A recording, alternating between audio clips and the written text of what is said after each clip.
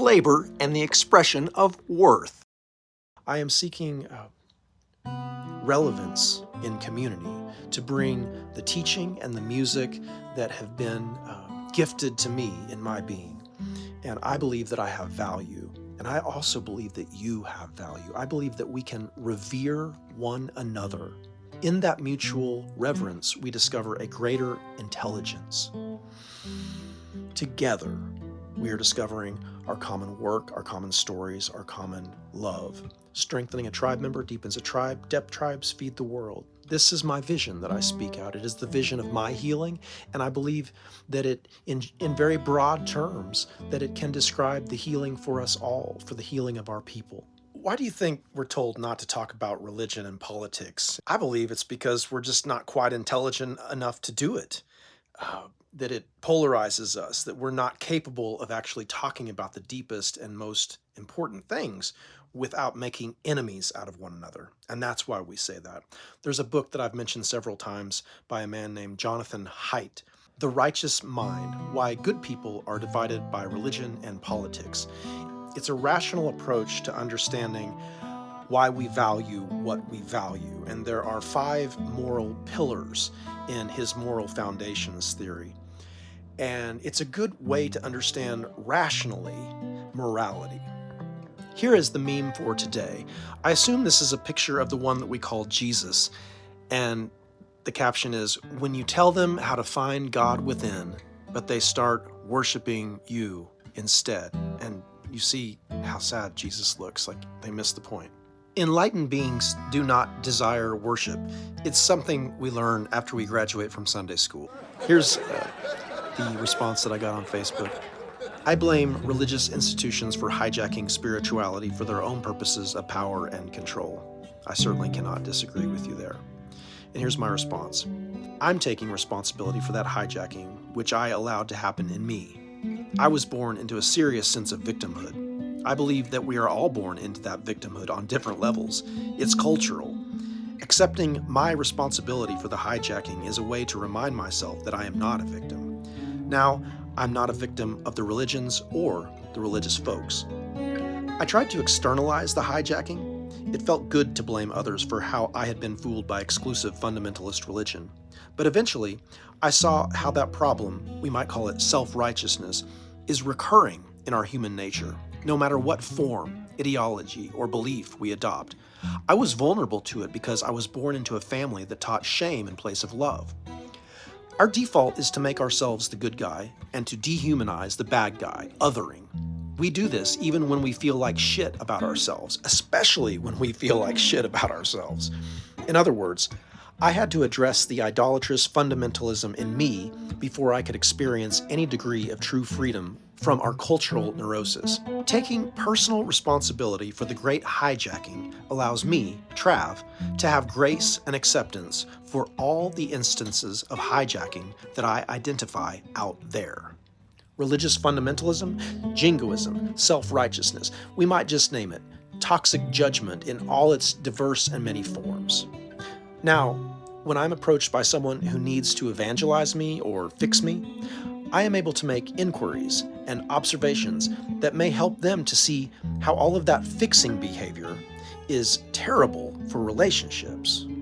For instance, if I'm approached by a person who is trying to convert me to their faith, I try to help them to understand that I do not need anything from them, as they need something from me. I accept you just as you are.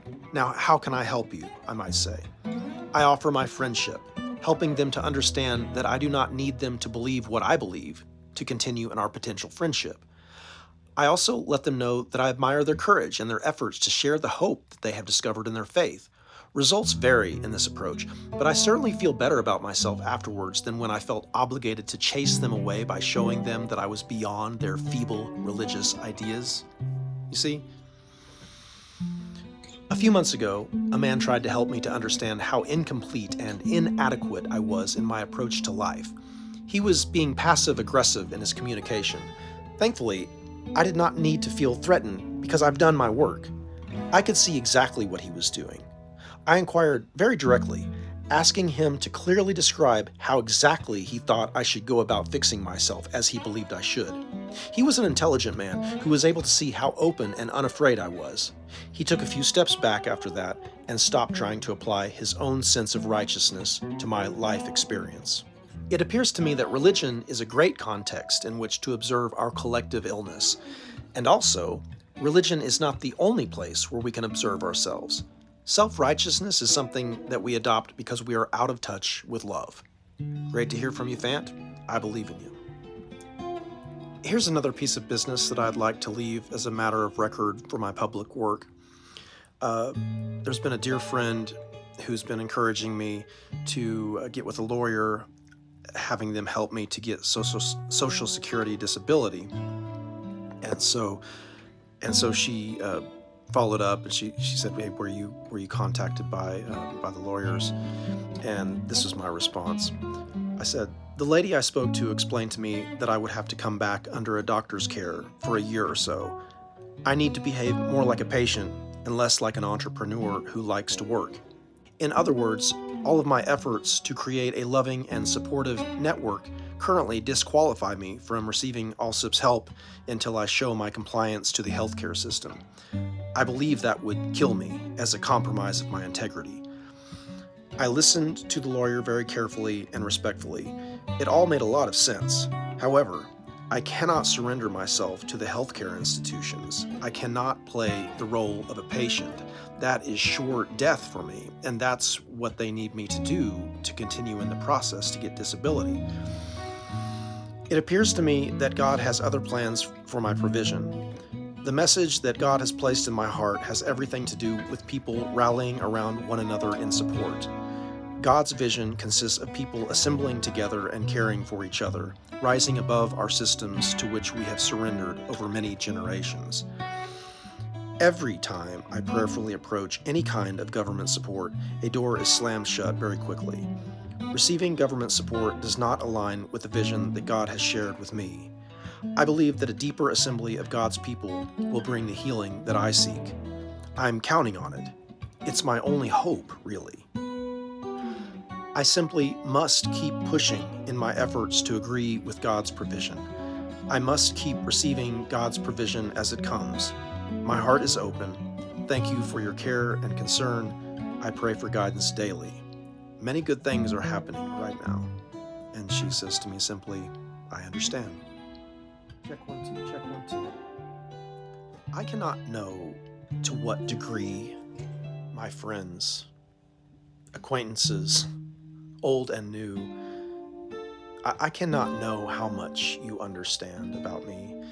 And it certainly, well, people who understand me are making room for me now. People who understand me know that I'm just not capable of functioning in a paid work system. I cannot function under normal work conditions.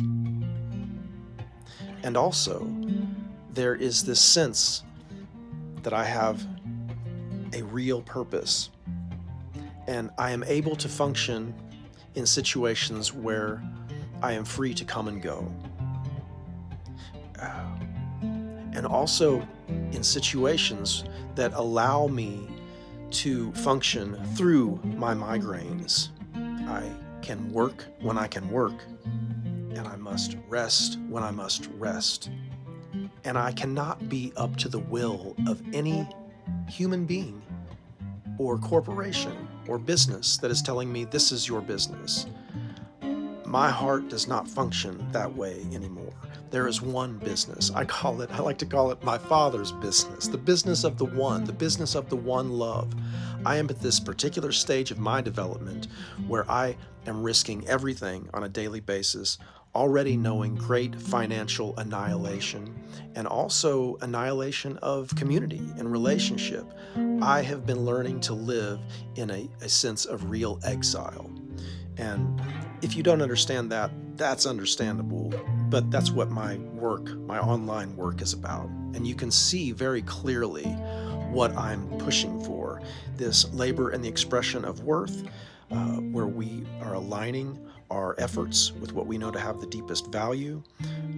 Together, we are discovering our common work, our common stories, our common love. I am seeking relevance in community, to bring the teaching and the music that have been gifted to me in my being. And I believe that I have value. And I also believe that you have value. I believe that we can revere one another. In that mutual reverence, we discover a greater intelligence. Together, we are discovering our common work, our common stories, our common love. Strengthening a tribe member deepens a tribe. Depth tribes feed the world. This is my vision that I speak out. It is the vision of my healing, and I believe that it, in very broad terms, that it can describe the healing for us all, for the healing of our people. Travelin' Trav's Travelin' String Camp, sharing and teaching in your community.